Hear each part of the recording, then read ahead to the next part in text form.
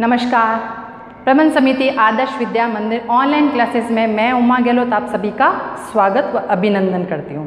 पिछले वीडियो में हमने मौर्य साम्राज्य के बारे में अध्ययन किया था।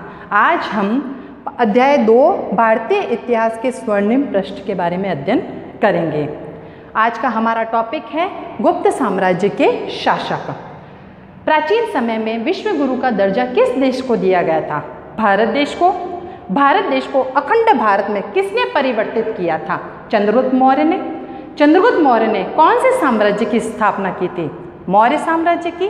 तो मौर्य साम्राज्य के पतन के पश्चात तीसरी शताब्दी में कौन से साम्राज्य का उदय हुआ? गुप्त साम्राज्य। तो गुप्त साम्राज्य के बारे में आप क्या जानते हैं?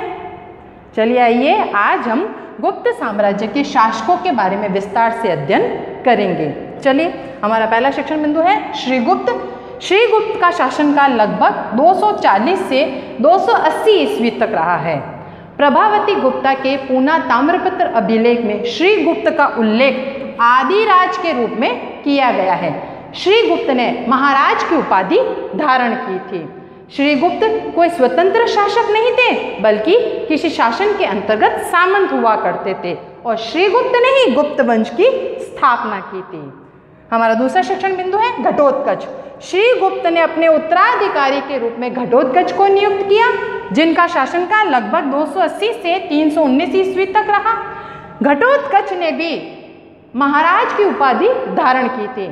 प्रभावती गुप्ता के पूना ताम्रपत्र अभिलेख और रिद्धपुर पूना ताम्रपत्र अभिलेख में घटोत्कच को गुप्त वंश का प्रथम राजा बताया गया है। इनका जो साम्राज्य विस्तार था वो मगध और उसके आसपास के प्रदेशों तक ही सीमित रहा था। घटोत्कच के पश्चात चंद्रगुप्त प्रथम घटोत्कच के उत्तराधिकारी के रूप में नियुक्त हुए थे। चंद्रगुप्त प्रथम का शासनकाल 319 से 335 ईस्वी तक रहा है। चंद्रगुप्त प्रथम ने हमारे भारत का जो पड़ोसी देश है नेपाल में प्राचीन समय में लिच्छवी वंश हुआ करता था। तो लिच्छवी वंश की जो राजकुमारी थी जिनका नाम था कुमार देवी, चंद्रगुप्त प्रथम ने कुमार देवी से विवाह किया था। विवाह के पश्चात चंद्रगुप्त प्रथम व गुप्त वंश की प्रसिद्धि बढ़ने लगी थी।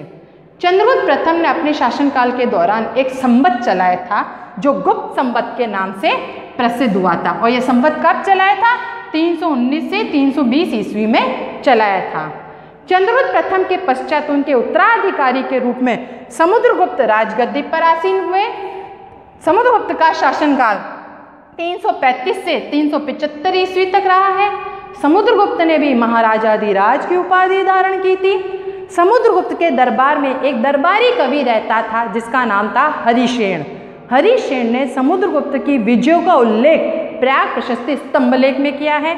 ये प्रयाग प्रशस्ति स्तंभलेख कहाँ स्थित है? हमारे भारत में जो उत्तर प्रदेश है वहाँ पे इलाहाबाद नामक स्थान है। उत्तर प्रदेश में इलाहाबाद में प्रयाग प्रशस्ति स्तंभलेख उत्कीर्ण है। वहीं पर समुद्रगुप्त की विजय अभियानों का उल्लेख किया गया है। समुद्रगुप्त के उस स्तंभलेख में समुद्रगुप्त के व्यक्तित्व पर प्रकाश डाला गया है, उनके साम्राज्य विस्तार पर प्रकाश डाला गया है और उनकी विजय अभियानों का उल्लेख किया गया है। समुद्रगुप्त का व्यक्तित्व किस प्रकार का था? यानी प्रयाग प्रशस्ति स्तंभलेख में समुद्रगुप्त के व्यक्तित्व पर प्रकाश डाला गया है। उसमें बताया गया है कि समुद्रगुप्त उच्च कोटि का दानी था, विद्या का संरक्षक था, धर्म का प्राचीर था, लाख गायों का दानी था, गुरु तुम्बुरु नारद को लज्जित करने वाला भी बताया गया है। उसके कई सिक्के भी प्राप्त हुए हैं और प्रयाग प्रशस्ति स्तंभलेख में स्पष्ट बताया गया है कि समुद्रगुप्त ने अश्वमेध यज्ञ संपन्न करवाया था। और उसके ऐसे कई सिक्के हैं जिस पर अश्वमेध पराक्रम लिखा मिलता है। कई सिक्कों पर उसे वीणा बजाते हुए बताया गया है, जिससे पता चलता था कि वह गायन में भी दक्ष था, वीणा बजाने में भी वह दक्ष था। इस प्रकार संगीत का वह उच्च कोटि का ज्ञाता था। अब समुद्रगुप्त का साम्राज्य विस्तार देखिए। इस मानचित्र को आपको पता चल जाएगा। मैं जो राज्य बताऊंगी कि उन राज्यों पर समुद्रगुप्त का आधिपत्य स्थापित नहीं था, तो आपको पता चल जाएगा भारत के किन किन राज्यों पर उसका आधिपत्य था। जैसे कश्मीर पर समुद्रगुप्त ने आधिपत्य स्थापित नहीं किया था, पश्चिमी पंजाब पर उसने आधिपत्य स्थापित नहीं किया, पश्चिमी राजस्थान में भी उसने आधिपत्य स्थापित नहीं किया।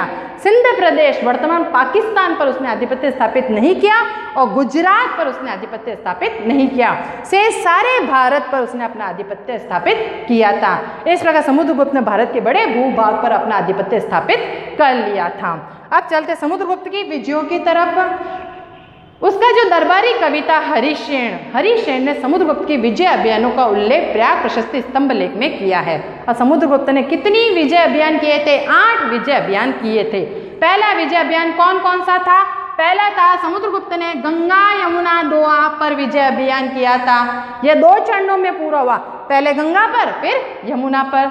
दूसरा, उसने उत्तरी भारत के 9 राजाओं को पराजित किया, ये उसका दूसरा विजय अभियान। तीसरी विजय, उसने दक्षिण भारत के 12 राज्यों पर अधिकार किया और उन्हें ग्रहण मोक्षानुग्रह नीति के तहत उन्हें वापस लौटा दिया। ग्रहण मोक्षानुग्रह नीति क्या है? यानी 12 राज्यों पर अधिकार करना, उसे कहते हैं ग्रहण। मोक्षानुग्रह, वापस उनके राज्यों को लौटा देना, छोड़ देना, तो उसे कहते हैं मोक्ष। और अनुग्रह, उनके राज्यों को लौटा देना ही अनुग्रह कहलाया। अर्थात उनके राज्यों पर अधिकार करना, राजाओं को मुक्त करना और उनके राज्यों को लौटा देना ही ग्रहण मोक्षानुग्रह नीति कहलाया था। उसकी चौथी विजय, मध्य भारत में 8वीं राज्य था, 8वीं पर समुद्रगुप्त ने आधिपत्य स्थापित किया और उन्हें अपना दास बना दिया। उसकी 5वीं विजय, पूर्वोत्तर दिशा में जितने भी राज्य थे उन सब पर समुद्रगुप्त ने अपना आधिपत्य स्थापित कर लिया। उसकी 7वीं विजय, पश्चिमी दिशा के जितने भी राजा थे समुद्रगुप्त ने उन सभी राजाओं को अपने अधीन किया था। उन पर राज्य स्थापित नहीं किया, सिर्फ उन्हें अपने अधीन किया था। और उसकी 8वीं विजय, भारत के जो पड़ोसी देश हैं, जैसे सिंध है भारत का पड़ोसी देश, नेपाल है, बांग्लादेश है, म्यांमार है और दक्षिण में श्रीलंका है, इन सभी श्रीलंका तक के भारत के जितने भी पड़ोसी देश के राजा थे उन सभी पड़ोसी देशों के राज्यों में समुद्रगुप्त ने अपना भय स्थापित कर लिया। सभी राजा समुद्रगुप्त से डर गए थे, सभी समुद्रगुप्त के साथ में मैत्री याचना करने लगे, उससे क्षमा मांगने लगे थे। सभी राजाओं ने समुद्रगुप्त के साथ में अपनी पुत्रियों यानी अपनी कन्याओं का विवाह करवा दिया था। तो इस प्रकार समुद्रगुप्त ने भारत के बड़े भूभाग पर अपना अधिकार कर लिया था। समुद्रगुप्त विनयशील भी था, जिसका उदाहरण श्रीलंका का राजा था मेघवर्मन। उसने समुद्रगुप्त को कहा था कि प्लीज आप मुझे बिहार में गया नामक स्थान है, वहां पर एक बौद्ध मंदिर बनाने की अनुमति प्रदान करें। तो समुद्रगुप्त ने तुरंत श्रीलंका के राजा मेघवर्मन को बिहार में गया नामक स्थान पर बौद्ध मंदिर बनाने की उसे अनुमति प्रदान कर दी। तो श्रीलंका के राजा मेघवर्मन ने समुद्रगुप्त को विनयशील भी कहा है। समुद्रगुप्त बहादुर था, पराक्रमी था, तो इसी प्रकार उसने बड़े भारत के भूभाग पर अपना अधिकार स्थापित किया और भारत को एकता के सूत्र में बांधा।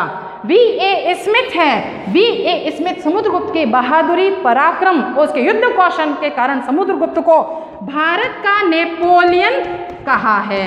V.A. स्मिथ ने समुद्रगुप्त को क्या कहा है? भारत का नेपोलियन कहा है। धन्यवाद।